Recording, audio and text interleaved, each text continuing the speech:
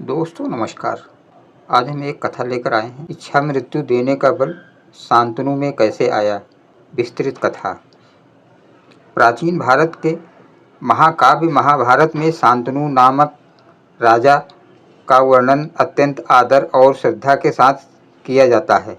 वे हस्तिनापुर के एक ऐसे आदर्श राजा थे जिनके व्यक्तित्व में सौम्यता, धर्मनिष्ठा और न्यायप्रियता का अद्भुत समन्वय था। उनका जीवन अनेक रहस्यमयी घटनाओं से भरा हुआ था। उन्हीं में से एक प्रमुख घटना थी शांतनु को इच्छा मृत्यु का वरदान प्राप्त होना। यह शक्ति साधारण मनुष्य को नहीं मिलती। यह केवल उन व्यक्तियों को मिलती है जिन्हें महान तप, पुण्य कर्म और दिव्य संगत के माध्यम से अपने जीवन को उच्चतम स्तर तक पहुंचाया हो। इस कथा में हम विस्तार से देखेंगे कि कैसे शांतनु को यह अद्वितीय वरदान प्राप्त हुआ। शांतनु कुरुवंश के थे। वे हस्तिनापुर के प्रसिद्ध राजा प्रदीप के पुत्र थे। प्रदीप का वंश महर्षि भरत से चला था। भरत के वंश में अनेक श्रेष्ठ राजा हुए, जिनमें शांतनु भी एक थे। प्रदीप की 3 पत्नियां थीं, परंतु संतान केवल एक शांतनु। प्रदीप ने अपने पुत्र का नाम रखा शांतनु, क्योंकि उसके जन्म के समय वायुमंडल, आकाश, दिशाएं और नदियां सब कुछ शांत और निर्मल हो गए थे। बाल्यकाल से ही शांतनु में असाधारण गुण दिखाई देते थे। वे धर्मप्रिय, सत्यप्रिय, विनम्र और विद्वानों के सम्मान करता थे। वे ऋषियों के आश्रमों में जाकर उनसे धर्म और नीति की शिक्षा प्राप्त करते थे। यही कारण था कि युवावस्था में ही वे अत्यंत तपस्वी और ब्रह्मचर्य के धनी हो गए थे। शांतनु का जीवन तब मोड़ लेता है जब वे गंगा नदी के तट पर एक अत्यंत सुंदर स्त्री को देखते हैं। ये स्त्री और कोई नहीं, स्वयं देवी गंगा थी। गंगा ने उन्हें अपनी अद्वितीय रूप, माधुरी और दिव्यता से मोहित कर लिया। शांतनु ने उनसे विवाह की प्रार्थना की। गंगा ने एक शर्त रखी, राजन, यदि आप मुझसे विवाह करना चाहते हैं तो आपको एक व्रत लेना होगा। आप मुझे कभी भी किसी भी परिस्थिति में रोकेंगे नहीं, मेरे किसी भी कार्य में हस्तक्षेप नहीं करेंगे। यदि आपने यह व्रत तोड़ा तो मैं आपको छोड़कर चली जाऊंगी। शांतनु ने बिना संकोच यह व्रत स्वीकार कर लिया। गंगा और शांतनु का विवाह हुआ और वे हस्तिनापुर लौट आए। गंगा ने एक एक कर 7 पुत्रों को जन्म दिया, परंतु जन्म के तुरंत बाद वह प्रत्येक शिशु को गंगा नदी में प्रवाहित कर देती। यह देखकर राज्य के लोग स्तब्ध थे, किंतु शांतनु गंगा के वचन से बंधे थे। वे उसे रोक नहीं सकते थे। 8वें पुत्र के जन्म के समय शांतनु का धैर्य टूट गया। उन्होंने गंगा को रोकते हुए कहा, देवी, यह आप क्या कर रही हैं? 7 पुत्रों को तो आपने बहा दिया घर पर, अब मैं और नहीं सह सकता। यह मेरा भी पुत्र है। गंगा मुस्कुराई और बोली, राजन, आपने अपना व्रत तोड़ दिया। अब मैं इस पुत्र को लेकर चली जाऊंगी, किंतु सत्य को जानिए, ये सभी अष्टवायु थे। उन्होंने महर्षि वशिष्ठ के शाप से मनुष्य योनि में जन्म लिया।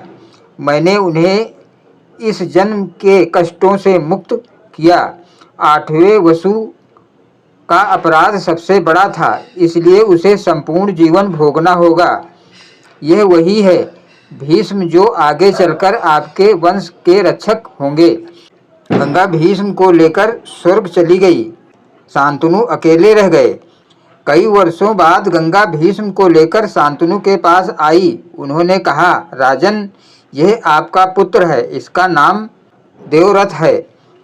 मैंने इसे शास्त्र, वेद युद्ध कला और नीति सब कुछ सिखाया है। अब यह आपके राज्य के योग्य है।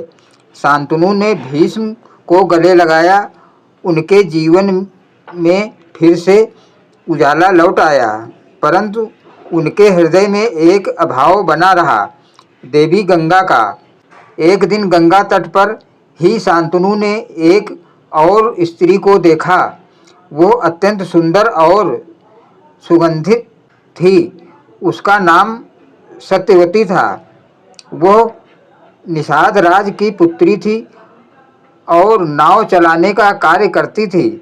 उनका जन्म ही रहस्यमय था। वो एक दिव्य मत्स्य कन्या थी, जिसे महर्षि पराशर ने वरदान दिया था कि उसके शरीर से सदैव दिव्य सुगंध निकलेगी। शांतनु सत्यवती पर मोहित हो गए। उन्होंने निषाद राज से विवाह की बात की। निषाद राज ने कहा, राजन, मैं अपनी पुत्री का विवाह तभी करूंगा जब उसका पुत्र हस्तिनापुर का राजा बने। यह शर्त सुनकर शांतनु मौन हो गए। भीष्म उनके राज्य के उत्तराधिकारी थे।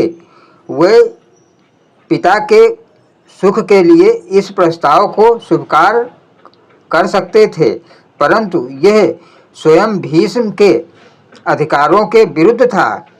जब भीष्म को यह बात ज्ञात हुई तो वे पिता के पास आए और बोले, पिताश्री, मैं प्रतिज्ञा करता हूँ कि मैं आजीवन अविवाहित रहूँगा और हस्तिनापुर का सिंहासन सत्यवती के पुत्र को दूंगा। भीष्म ने यह भी कहा, मैं आजीवन ब्रह्मचर्य का पालन करूंगा और सिंहासन की रक्षा करूंगा। भीष्म की यह भयंकर प्रतिज्ञा सुनकर आकाश तक गूंज उठा। देवताओं ने पुष्प वर्षा की, परंतु भीष्म के इस त्याग ने शांतनु के हृदय को गहराई से छू लिया। वे पुत्र के इस बलिदान से अभिभूत हो गए। भीष्म की प्रतिज्ञा के बाद शांतनु गंगा तट पर लौट गए। वहां उन्होंने गंगा की आराधना की। गंगा प्रकट हुई और बोली, राजन, आपके पुत्र भीष्म ने अद्वितीय त्याग किया है। आपने धर्म का पालन करते हुए उसे स्वेच्छा से स्वीकार किया, इसलिए मैं आपको एक वरदान देती हूँ। अब से आपके जीवन की डोर आपके अपने हाथों में होगी। आप तब तक जीवित रहेंगे जब तक आप स्वयं चाहोगे। आपको इच्छा मृत्यु का वरदान प्राप्त होता है। शांतनु ने हाथ जोड़कर देवी को प्रणाम किया। देवी गंगा ने उन्हें ये भी आशीर्वाद दिया कि उनकी कीर्ति और वंश अनंत काल तक अक्षुण्ण रहेगा। यहाँ यह समझना आवश्यक है कि इच्छा मृत्यु केवल शारीरिक वरदान नहीं है, यह साधना, तप और आत्मबल से प्राप्त शक्ति है। शांतनु ने अपने जीवन में निम्न प्रकार को साधा था। धर्मनिष्ठा, उन्होंने कभी अन्याय नहीं किया। सत्य प्रियता, उन्होंने सत्य के लिए कठिन परिस्थितियां स्वीकार की। वचन पालन, गंगा के साथ किया व्रत, उन्होंने 7 बच्चों के मरने तक निभाया। त्याग, उन्होंने अपने पुत्र के भविष्य के लिए अपनी इच्छाओं का त्याग किया। पुण्य कर्म, वे निरंतर ऋषियों, ब्राह्मणों और प्रजा की सेवा करते रहे। इन गुणों ने उनके भीतर वो दिव्य ऊर्जा पैदा की जो देवताओं को भी प्रसन्न कर देती है। यही कारण है कि गंगा जैसी देवता स्वरूपा ने उन्हें यह अद्भुत वरदान दिया। इच्छा मृत्यु का वरदान मिलने के बाद शांतनु ने जीवन का प्रत्येक क्षण धर्म और प्रजा कल्याण में लगाया। उन्होंने सत्यवती से विवाह किया और उनसे 2 पुत्र हुए, चित्रांगद और विचित्रवीर्य। उन्होंने भीष्म को हस्तिनापुर का संरक्षक नियुक्त किया। उनके रहते हुए राज्य में कभी अशांति नहीं हुई। उनका शासन काल स्वर्ण युग की तरह था। इच्छा मृत्यु का वरदान मिलने के बाद शांतनु के भीतर अद्भुत संतुलन आ गया। वे अब ना तो मृत्यु से डरते थे, ना जीवन से मोह रखते थे।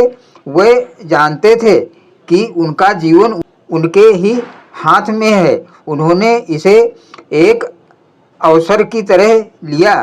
जब तक मेरा जीवन है, मैं धर्म के लिए, प्रजा के लिए और अपने वंश के लिए कार्य करता रहूँगा। यही कारण था कि उनके जीवन के अंतिम वर्षों में भी उनका तेज कम नहीं हुआ। शांतनु ने जीवन के अंत में जब महसूस किया कि उनका कार्य पूर्ण हो गया, तब उन्होंने अपने वरदान का प्रयोग किया। उन्होंने गंगा का ध्यान करते हुए, हृदय में धर्म का स्मरण करते हुए शरीर त्याग दिया। उनकी मृत्यु सामान्य मनुष्य की तरह नहीं हुई, वो एक दिव्य विलय था। उनका शरीर जैसे गंगा में मिल गया। यही कारण है कि उनका नाम आज भी श्रद्धा से लिया जाता है। शांतनु की कथा हमें यह सिखाती है कि वरदान तप और पुण्य से मिलते हैं, केवल इच्छाओं से नहीं। धर्म पालन, वचन पालन और त्याग ही दिव्यता का द्वार खोलते हैं। इच्छा मृत्यु केवल मृत्यु का निमंत्रण नहीं, बल्कि जीवन पर भी नियंत्रण है। शांतनु का जीवन इसलिए अद्वितीय है क्योंकि उन्होंने भोग नहीं बल्कि धर्म को अपना आधार बनाया। उन्होंने न केवल हस्तिनापुर को स्थिरता दी, बल्कि भीम जैसे पुत्र का जन्म देकर महाभारत के इतिहास को आकार दिया। इस प्रकार शांतनु को इच्छा मृत्यु का वरदान मिला। यह शक्ति गंगा के वरदान और उनके अपने पूर्ण कर्म का फल थी। वह महाभारत में के उन विलक्षण पात्रों में से ही हैं जिनके जीवन से हमें सीख मिलती है कि तप, धर्म और त्याग से मनुष्य अपनी नियत को भी नियंत्रित कर सकता है। धन्यवाद दोस्तों। ये कथा आपको कैसी लगी कमेंट करके बताइए।